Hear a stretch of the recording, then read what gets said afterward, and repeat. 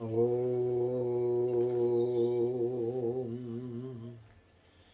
ओम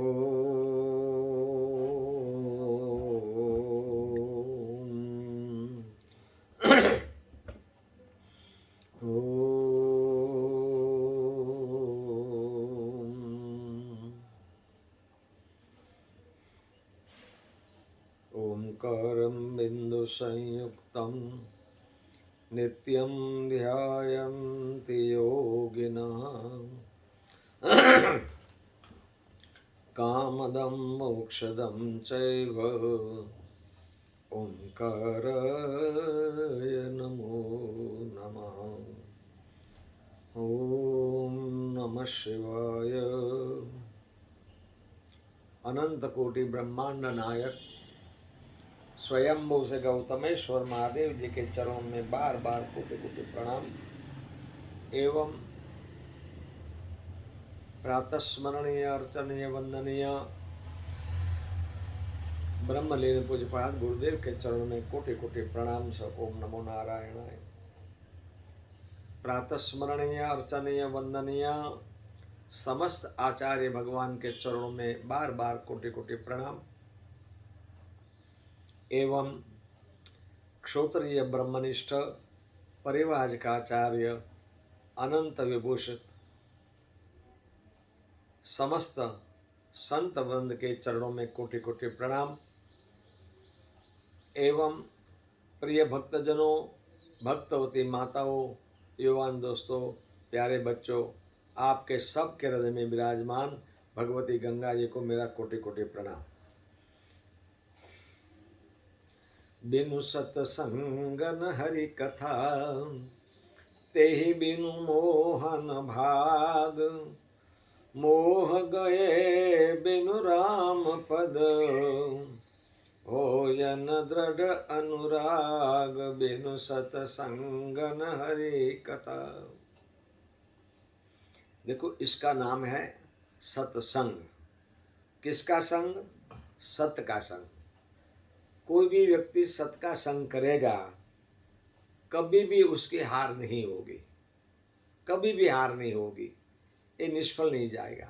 ये सत्संग जो है नेशनल हाईवे है, ईश्वर तक पहुंचाने का सुंदर रास्ता है।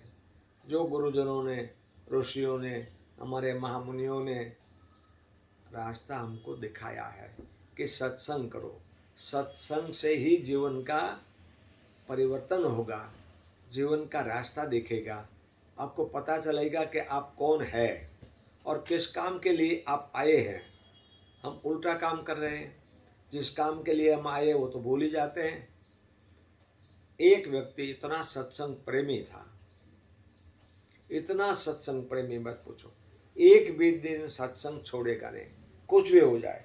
बीमार हो तब बीमारी में भी सत्संग जाता था। ये नियम तो होना चाहिए। भावनगर के पास, सीहोर के पास में मोटासुर का गांव है। वहाँ एक किसान जिसका नाम बेला भाई पटेल था, उसका एक नियम था कि एकादशी हो जाए शुक्ल पक्ष की, उसी में कहीं भी हो, किसी भी हालत में हो, भगवान गौतमेश्वर का दर्शन करना है, उसके बाद में ही पानी पीना है। ऐसा नियम था।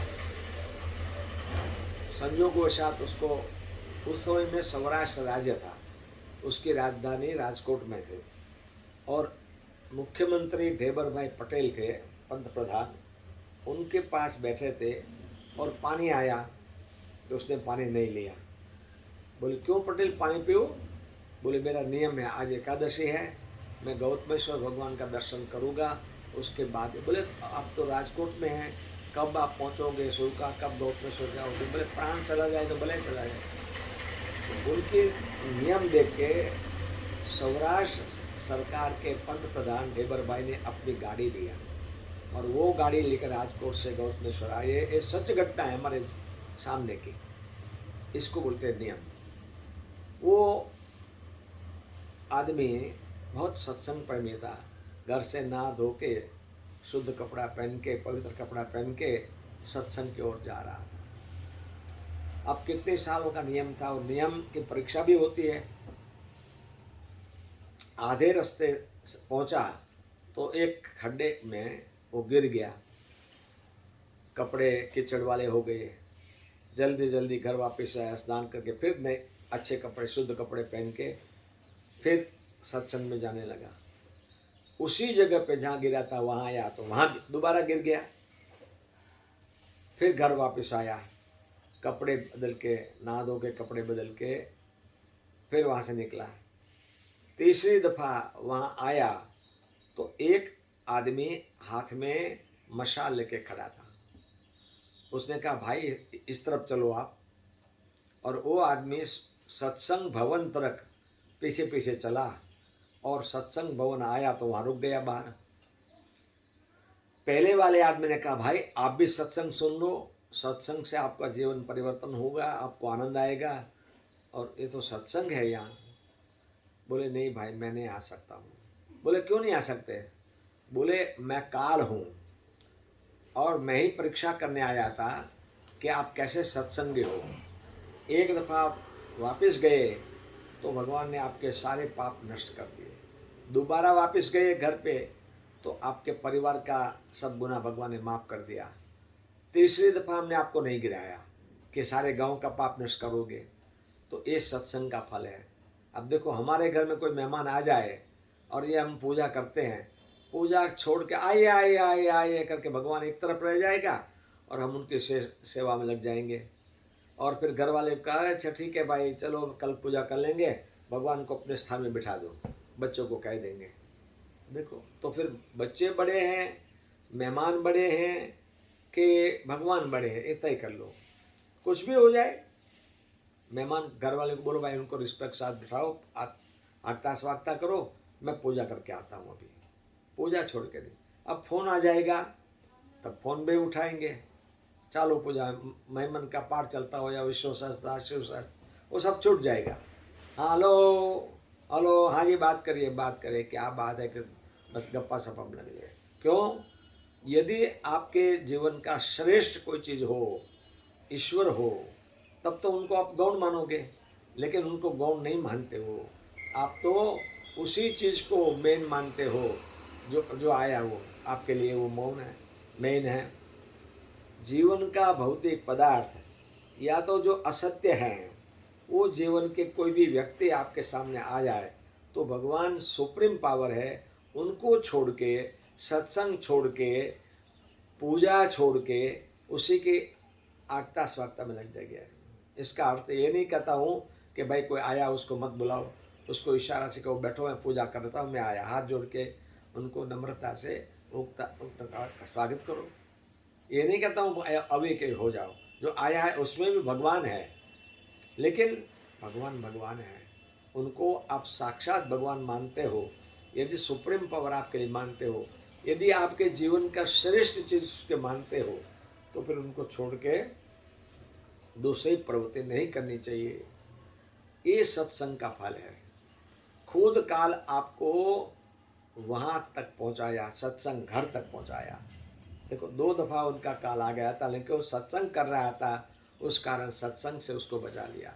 और सत्संग करने वालों इसलिए क्या, स्वाध्याय माँ प्रमदः, स्वाध्याय में प्रमाद नहीं करो, पूजा में प्रमाद नहीं करो, नाम स्मरण करने में जप करने का नियम ले लो, इतना जप पूरा दिन में करेंगे उसका पालन करो, नियम का पालन करो, नियम चुस्त होना चाहिए। ऐसा नहीं आज किया कल नहीं करेंगे, परसों 2 दिन का साथ में कर लेंगे, 2 दिन का साथ में भोजन कर ले तो क्या, 2 दिन का नाश्ता साथ में कर ले तो क्या। एक काम करो ना, दुकान में 3-4 दिन बैठ के आ जाओ, 4 दिन नहीं जाओ। नहीं नहीं, वो तो सुबह दुकान खोलेंगे, शाम को बढ़ाएंगे, रोज़ जाना पड़ता है। मंडी गोविंदगढ़ में हमारे एक भक्त थे, जौहरीलाल मदन गोपाल का फर्म था, तो सेठ जौहरीलाल जी संडे को भी दुकान पे जाते थे कि नहीं दुकान तो बंद रखना ही नहीं चाहिए, हमारी आमदनी हमारा जीवन चलाने का व्यवस्था वहाँ से हो रही है। और दोपहर को कभी घर पे भोजन नहीं करने आते थे, नहीं दुकान बढ़ाएंगे नहीं, दोपहर को शाम को दिया अगरबत्ती करके फिर जब घर जाएंगे तब दुकान बढ़ाएंगे। नियम तो जीवन में कुछ होना चाहिए ने। ये तो खाली फॉर्मालिटी के लिए पूजा पाठ कर लिया, 2 माला घुमा लिया, बस प्रार्थना कर लिया और फिर एकदम फटाफट फटाफट पड़ा जल्दी अपने व्यवसाय में चलेंगे। थोड़ा जल्दी उठो, जल्दी सो जाओ।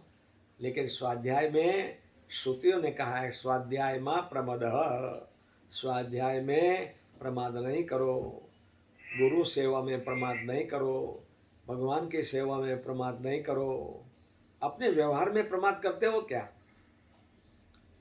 कोई आप खास आपका आदमी आ गया तो भगवान एक तरफ रह जाएंगे, उसको जाकर अरे गले मिल जाओगे, आइए आइए आइए, बहुत दिन के बाद है, क्या बात है, आपका प्रेम कम हो गया। नहीं नहीं नहीं, गलत बात है। ठीक है, वो भी भगवान का स्वरूप है, ऐसा नहीं कहता हूँ कि उनको अविवेक उनके साथ करो, विवेक जरूर होना चाहिए। लेकिन पूजा में बैठे हैं तब तो पूजा पूरी करके भगवान को प्रणाम करके क्षमा याचना करके फिर आप उठो। ऐसी कोई दुर्घटना का थोड़ी हो गई है, वो मेहमान जो आया हो थोड़ा चले जाने वाला है। इसलिए आपको मेरी करबद्ध प्रार्थना है, बच्चों को भी सिखाओ, भले 5 मिनट के लिए आप नहा धो के अपने घर मंदिर में आओ, हो सके तो पास में मंदिर हो तो वहाँ दर्शन के लिए चले जाओ, जाना चाहिए। और अपने एक माला कर लो आप, भले ज़्यादा समय नहीं है, स्कूल जाना है तो 5 मिनट बैठ के भगवान का स्मरण करो, जाते समय भगवान को प्रणाम करो, आते समय भी भगवान को प्रणाम करो, तभी भगवान आपका संपूर्ण ध्यान रखेंगे, आपका कल्याण हो। हरि ओम तत्सत, हरि ओम तत्सत, हरि ओम तत्सत।